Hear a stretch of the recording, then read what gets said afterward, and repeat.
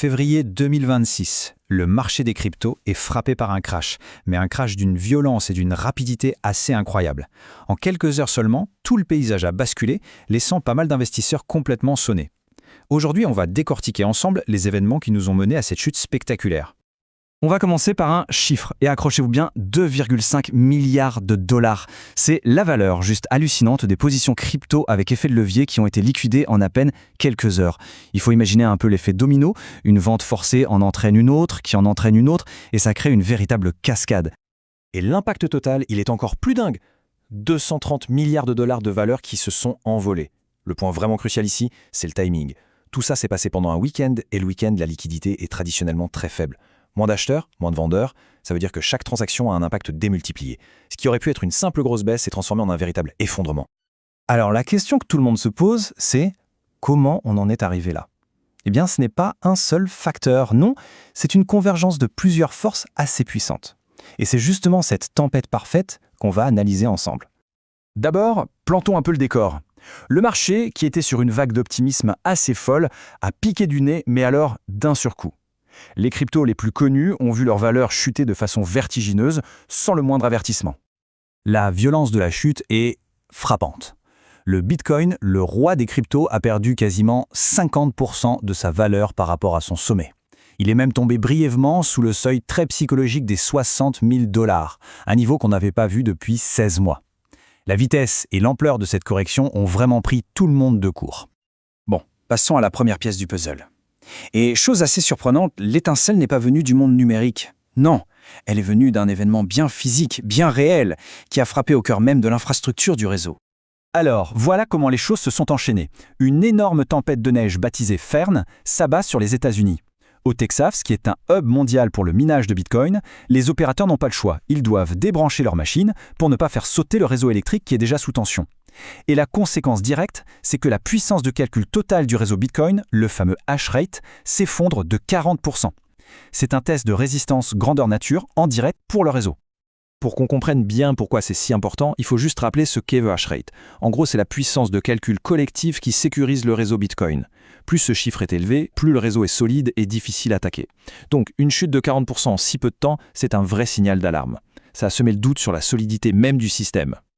Le deuxième nuage de cette tempête, lui, il ne s'est pas formé au-dessus du Texas, mais bien au cœur de la finance tradie, à Wall Street.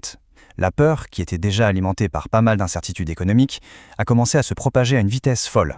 En fait, il y a 3 choses qui ont mis le feu aux poudres. Premièrement, la rumeur de la nomination de Kevin Warsh à la tête de la Fed américaine. C'est ce qu'on appelle un faucon, un partisan d'une politique monétaire très stricte. En clair, c'est la fin de l'argent facile, qui avait tellement profité aux actifs risqués comme les cryptos. Deuxièmement, les ETF Bitcoin. Ils avaient été le moteur de la hausse, et là ils sont devenus un poids mort avec des sorties massives d'argent institutionnel.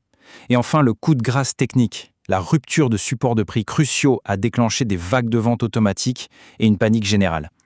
Et ce chiffre, il illustre parfaitement ce retrait des institutionnels. 1,61 milliard de dollars de sorties nettes des ETF Bitcoin juste pour le mois de janvier. Quand on voit l'argent intelligent quitter le navire aussi vite, en général, les investisseurs particuliers suivent le mouvement. Le coup de grâce sur le plan technique, ça a été la rupture des moyennes mobiles à 200 et 365 jours. Ces indicateurs, c'est un peu des lignes de défense psychologiques pour la tendance haussière. Quand elles cassent, c'est un signal très puissant qui confirme pour beaucoup que le marché bascule, et pas du bon côté. On passe maintenant au troisième et dernier élément de notre tempête. Pendant que le marché était en pleine panique, une voix très influente de la finance traditionnelle s'est fait entendre. Et pas vraiment pour rassurer, mais plutôt pour livrer un diagnostic, disons, sans concession. Cette citation vient du gouverneur de la Banque de France, François Villeroy de Galhero. Et ça résume parfaitement le point de vue des régulateurs. Pour lui, ce crash, ce n'est pas une surprise, c'est juste la confirmation de ce qu'il disait depuis longtemps. L'euphorie ne pouvait pas durer éternellement et la dure réalité des marchés a fini par s'imposer. Mais sa position est nuancée. D'un côté, il se veut rassurant. Non, l'effondrement des cryptos ne représente pas une menace pour tout le système bancaire. Mais de l'autre, il rappelle une réalité assez brutale. Pour les particuliers qui ont investi, le risque est bien réel. Et au final, chacun est seul face à ses pertes. Et pour mettre un nom et un chiffre sur ces pertes, on peut prendre l'exemple de Strategic. C'est une entreprise très connue pour avoir accumulé énormément de Bitcoin. Eh bien, elle a annoncé une perte trimestrielle de 12,6 milliards de dollars. Ça montre bien comment la chute d'un actif numérique se transforme en perte financière bien réelle pour des entreprises cotées en bourse. Bon, une fois la poussière un peu retombée, deux grands récits, deux grandes histoires ont émergé pour essayer de donner un sens à tout ce chaos. La question c'est, est-ce qu'on est entré dans une longue période de gel, un hiver crypto, ou est-ce que c'était juste une purge nécessaire avant de repartir de plus belle?